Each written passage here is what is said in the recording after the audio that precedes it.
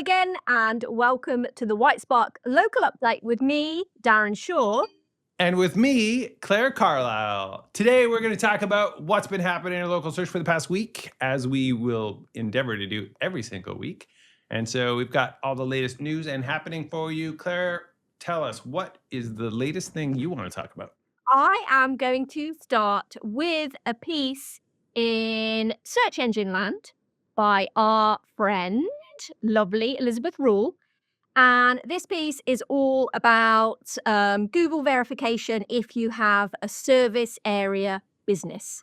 So Yes. it is for pure service area business. It's Yep. not thinking about hybrids. So this is really for you if you are a proper full-on service area business where you just serve your customers either products or services wherever they are. And this is a brilliant piece for a number of different reasons. One is she's got loads of experience in this area because she is a Google product expert. So she is solving problems all over the forum all the time. And it does take not necessarily a certain mindset to solve these problems, but you do need to get all of your ducks in a row in terms of knowing what you need, having that stuff ready and with you before you do your video, because a lot of verification is video. So she gives you a full guide to all of those things. So this is going to be brilliant for anyone, whether or not they're verifying for the first time, whether they are re-verifying, or whether they're dealing with a suspension. So she's very specific with regard to the guidelines and what people need. And it's a good focus here in this piece on the website, and we're going to come to some other things about the website in a moment, but making sure that before you do it, make sure that your website does actually have a page that reflects what your service areas are and that they match what you're saying in your Google business profile.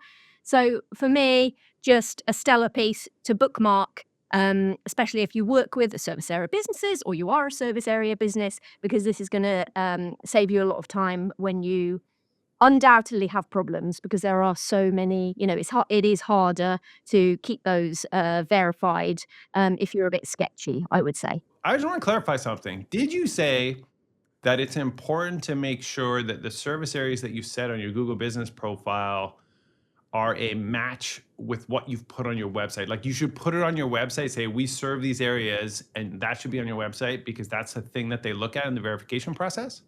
Even if it wasn't a thing in the verification process and we don't have a tick list, wouldn't that make sense? It makes perfect sense, but it's actually something I've never really thought of before or even heard as a tip. But of course, it makes great sense. Yeah. So yeah, it was like, what would people expect to see? What would your potential customers expect to see to make sure that everything looks joined up? And then, just take it as read that that is quite likely going to be something which is on the list that whoever is checking, because often it is like a manual check from Google, especially with a suspension, in my, to my knowledge, in my experience. So yeah. Got to be consistent. Makes sense. All right. That looks great. All right. I got a piece to talk about. Big thanks to Miriam Ellis. She wrote an awesome piece on our blog about the review sites that Bing is referencing. So it's a bit of a mental leap that I personally made, and then someone called me out on it, and I was like, it wasn't Miriam's fault, it was my idea. And so the idea of this post was like, hey, if you want to rank in ChatGPT, then you should be getting reviews on a diverse set of sites because ChatGPT uses Bing. And so as a result, what sites does Bing reference for reviews? Get more reviews on those. You've improved your sort of reputation on the sites that Bing/ChatGPT cares about. That's the idea. It still is really good. It gives you really good direction on which sites you might want to diversify your review requests on. A lot of businesses make the mistake of all they do is just focus on Google reviews, Google reviews, Google reviews. But I think there's great value in diversifying reviews. And so if you look at Bing will tell you where they're pulling reviews from, and that's cool. So that's the whole point of the post. And the main one, of course, is Facebook. So we really see Facebook coming in. Yelp comes in a lot too, but you can't ask for reviews on Yelp, which is annoying. Yellow Pages is interesting. I just talked about Yellow Pages on my socials being like, it's a slept on citation source. But anyways, I thought Miriam did a great job of putting this data together, and it is interesting to look at if you are looking at where you should diversify your reviews. And that is the end of my. And that's all I want to say about that piece. Don't undersell it though, because it's got the list of like, these are actual sites that are, whether we call them, they're citations in the, what we used to use in the traditional sense as citations, but they're also citations in LLMs in that they are where they're pulling that information from. So, it's geography specific, it's niche specific, it's so many, it's really important to make sure that you haven't, we said it for ages, don't put all of your eggs in the Google basket, and we've actually had our world sort of semi-rocked or a little bit rocked. Yeah. Yeah, Right. it's like, oh, people are actually starting their customer journeys somewhere other than Google. It's a thing. Yeah, it's happening. Once you're the elderly population starts talking about ChatGPT, you know it's for real. Yeah. You're not like me. Yeah. Oh, I didn't mean like I meant like my mom. Well, well, well. What is your next article to talk about? So this was a couple of months ago, Mhm. but it's very timely because, Dana Di Tommaso she's the whole team are so good at repurposing their content, so they're bringing up, again, a webinar that she did with Will Reynolds, which I watched a few months ago and I thought was brilliant. So, Yep. Dana was talking about it on LinkedIn a couple of days ago, saying, this is definitely worth a rewatch, because, hopefully we're all working on reframing our perspective about, our customers, customer journeys, um, our ideas around measurement, how we measure, how attribution cannot always be known, and I love all that stuff. And actually watched the webinar again today and made even more notes on it. So yeah, definitely have a look at the post because it's summarized in there. Watch the webinar because there are total top tips of, this is what we can measure, this is probably what we can't measure, this is how to potentially be reframing how we think about how our customers search and how they find us. And I just think that both of them are super duper clever and we could learn a lot from them. Sometimes not the things that we thought we were going to learn. But I love that. I agree. These two are tops. Like Will blew me away at Brighton, San Diego with his keynote, just talking about like this move from search optimization to answer optimization because people are seeking that answer all over the place. And the friction, he talked really a lot about friction. There's a lot of friction on Google. You run a search, and you got to dig through results, whereas like the AI is solving that, right? And so, ChatGPT did it first, kind of, and then Google's playing catch up, but Google's going there too. And so, it's just going to be answer optimization, which is really cool. And of course, Dana thinks about how do we track all of this, and she's one of the best and the brightest for thinking about that. Big fan of both of them. What's also interesting about this, and I've been thinking about this, is that this is posted on LinkedIn Pulse. LinkedIn Yep. Pulse. And I keep Yep. thinking like, oh, that's a strategy that I probably should be doing. At Whitespark, when we publish content, we should probably be putting things on this LinkedIn Pulse. So I got to ask Dana about that. I'd be like, Dana, tell me about your LinkedIn Pulse strategy. Yeah, you should ask her about that. But again, you can see it's repurposing. The webinar was written. The words from the webinar are on the website, and then again, this is like a reworking of that, and then it sends people back to the website. So I'm just loving it because like, what have I done? I've consumed the same content essentially 4 times because I'm really Yeah, sad. exactly. Just keep over and over and over. It's good. All right, the next piece that I want to talk about was Celeste Gonzalez. She's great. She did an excellent podcast episode on the Uberall marketing beat. And I really liked this because it was how to boost visibility in AI search through social. I thought that was a very interesting angle. I'm sick of hearing about query fan out and chunking and how you got to do schema. And so this was a different angle of specifically making sure that you're feeding the social media platforms with real fine details about your business. And so she talked about an example of like you offer sugar-free sweeteners in your cafe, but like people don't think to like mention that, but they could talk about that in their social posts. That gets picked up by the search, traditional search and AI search. So just kind of really thinking about those details, because when people are searching on a platform like TikTok, they might search something like, I'm looking for a cafe nearby this area in this neighborhood that has seating for, remote working, and they have sugar-free sweeteners. It's like people are getting so specific with their searches now. They're not just be like cafe near me. They're getting very specific. And so by giving that information, you're allowing yourself to be surfaced for those kinds of things. So I thought it was a really smart take on it. It's a great episode. Highly recommend you have a listen to that. Love it. All right, my last one is, so last 2 days has been the 2 days of local SEO for good. So Bright Local, I think it's been, I don't know if it's the 3rd year, I think it might be the 3rd year. So big local SEO conference, like different parts of SEO, different parts of marketing. And it was jolly good. And I've watched quite a few of them. And I checked, and even though the recordings aren't going to be made available, if you sign up on the landing page, the email you get will link you to the unlisted YouTube videos. It's worth remembering, apart from I'm going to say to you what was brilliant, but also it all raises money for the charities, for the speakers of choice. So don't forget, you're not buying a ticket, but do make sure that you give some money, which I'm sure you'll be prompted to, just because brilliant charities that are obviously meaningful to all the speakers. So 2 days, lots of speakers. I've watched and listened to quite a few of them. As always, I'll just be a Will Reynolds fan woman. So again, keynote first day, just definitely watch that. Keynote today, or yesterday, whenever it was.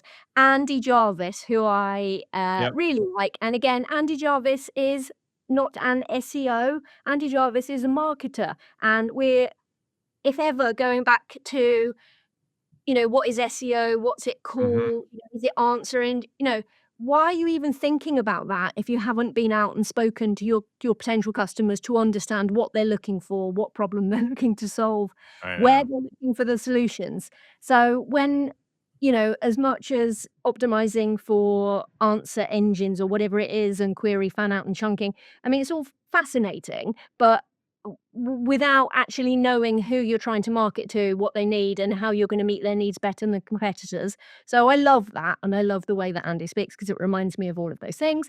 But brilliant speakers. Melissa Pop, look at all of them. Andrew Shotland was talking about Reddit. So if you're I need to diversify my strategy because I understand that people are starting their journeys in all of these different places, like you're saying, um, WhatsApp groups, social media, generative engines. There's all these different places that someone could be starting their journey or having part of their journey. So anyway, go and look at that. I won't talk at length about all of the talks, but they were very, very good, and obviously raising money for jolly good things. So that would be my third and final link. All right. Third and final. All right. Let me get into my third and final. Google updated their guidelines.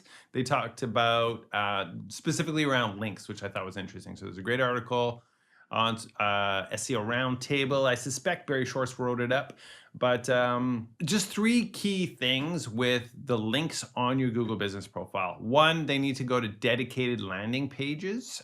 So if you are a multi-location business, you should be sending your link on your Google business profile to the location page. They're specifically asking for that rather than a generic general page.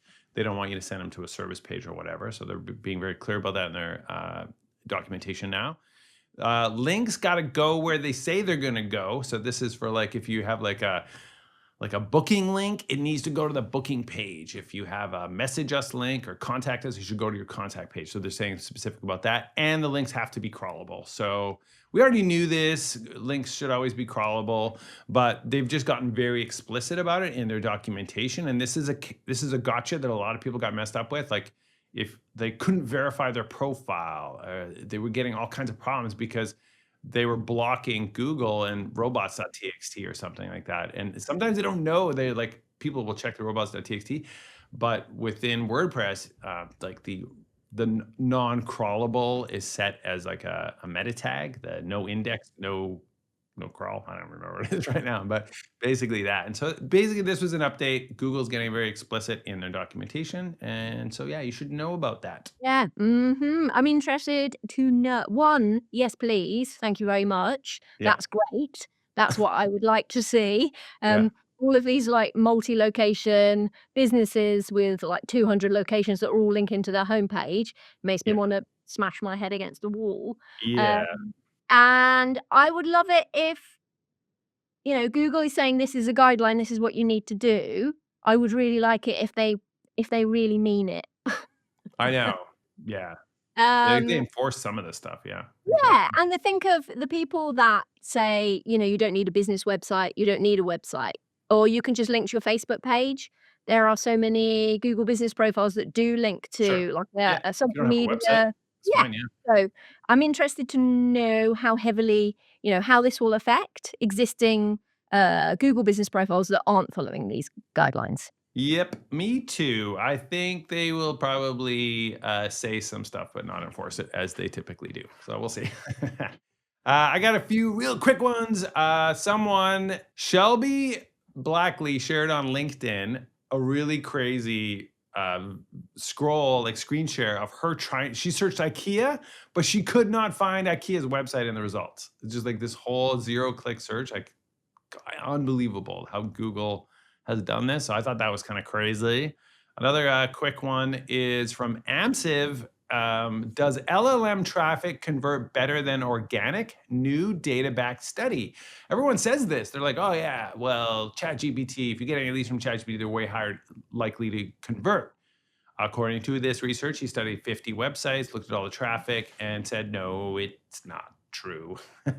So I thought that was good to know. He said, based on his data-backed research, he didn't see a significant difference between conversions from traditional search versus AI. I thought that was very useful to bust that myth. I disagree. You disagree. Why do you disagree?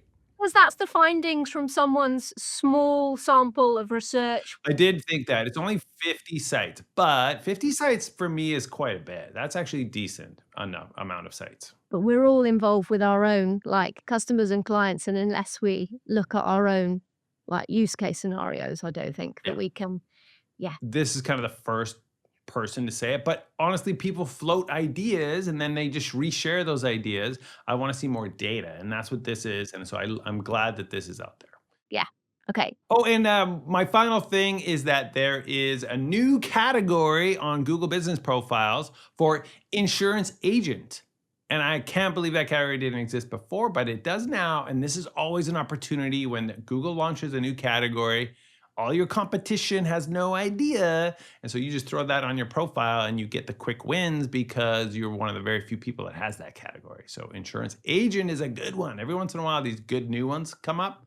So put that on your profile if you are an insurance agent. Thank you, Darren, for sharing your 6 links when I was only allowed 3. That was There was 3 links and 3 just quick mentions. We're setting the standard here today. Everyone gets 3 plus 3. So let's finish then. I'm going to say a big thank you from me, Darren Shaw. And a big thank you from me, Claire Carlisle. Oh, okay. Well, it was lovely to spend time with you, Claire. And we want to say thank you for being here. Thank you for listening. Really enjoying making a podcast. Here for it every week. Lovely, lovely, lovely. Everyone, thank you for listening. Thank you for watching. Please subscribe, like, comment, share it with a friend, rate us, review us, do all those things because we would super duper appreciate it. And we will see you very soon. Bye, everybody.